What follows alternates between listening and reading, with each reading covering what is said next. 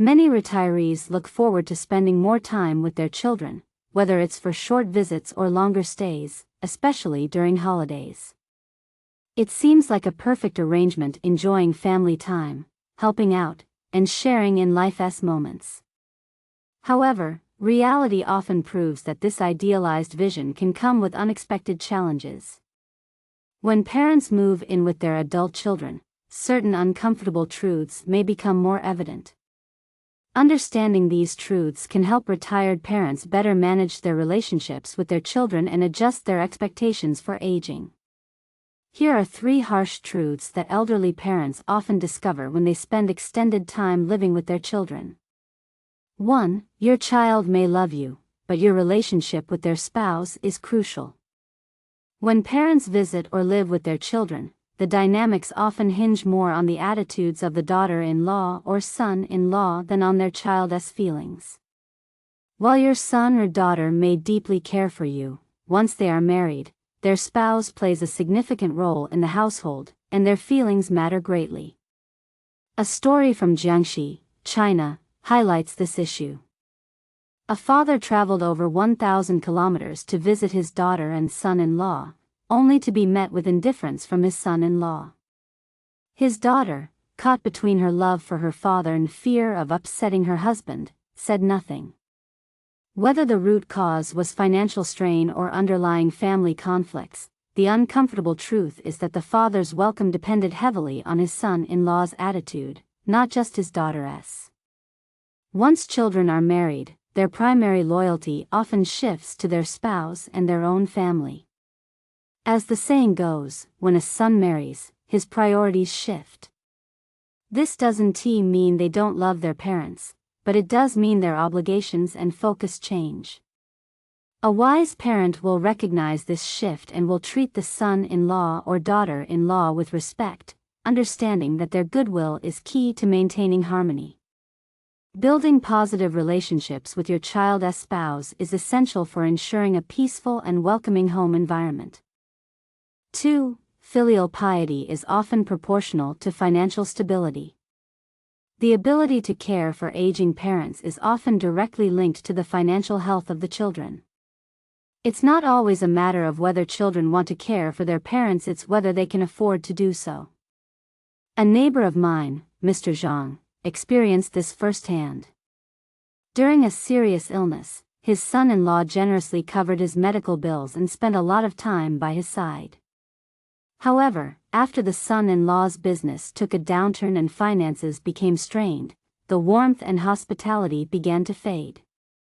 The mounting pressure from their own financial struggles made it difficult for the son-in-law to continue offering the same level of support, leading to tension when Mr. Zhang returned for a follow-up visit. In today's society, many adult children are under significant financial strain, dealing with mortgages, childcare, and job instability. It's not uncommon for children to want to help their parents but feel overwhelmed by their own responsibilities.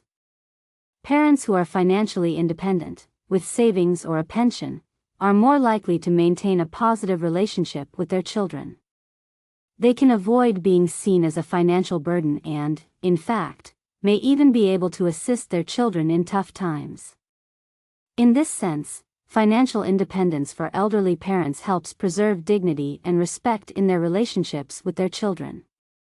It also eases the burden on children, who may struggle with the dual responsibilities of supporting their own family while caring for aging parents. 3. Living too closely with your children can lead to tension and hurt feelings. The saying "familiarity breeds contempt" often rings true when parents live under the same roof as their children for extended periods. Daily proximity can lead to petty arguments, misunderstandings, and conflicts, as each generation has different values, routines, and priorities. Consider the case of Mrs. Liu, who came from a rural area to help care for her grandson. Mrs. Liu's son and daughter-in-law wanted to send the child to weekend classes, but Mrs. Liu objected, believing it was a waste of money. This sparked arguments between Mrs. Liu and her son, who felt that his own upbringing had been limited by poverty, and he wanted to provide his child with better opportunities. Additionally, Mrs. Lu's disapproval of her daughter-in-law's habits, like sleeping late due to night shifts, caused more tension. Over time, these small conflicts strained the family relationships. When living together, even minor disagreements can escalate. In many cases, elderly parents find themselves walking on eggshells, trying to avoid conflict. These situations often lead to mutual frustration, with both generations feeling misunderstood and unappreciated. The reality is that parents and adult children, despite their love for each other, can struggle to coexist peacefully when they live too closely for too long. Maintaining a bit of distance allows for healthier relationships, as each party has their own space and independence. Conclusion: know the limits of living together. There is a wise saying, a parent's home is always their child's home, but a child's home is not the parent's home. It's crucial for elderly parents to understand the difference between their own family home and their children's households. While it's lovely to visit and spend time together, moving in for extended periods can reveal tensions and create discomfort for everyone involved. For parents, the best approach to aging is to maintain their own independence as much as possible. Having your own financial resources, living space, and social life allows for more harmonious relationships with your children. Occasional visits during holidays or family events are a wonderful way to stay connected without overwhelming each other. Ultimately, when parents respect the boundaries of their children's lives, they allow their children the space to take care of them willingly, rather than out of obligation.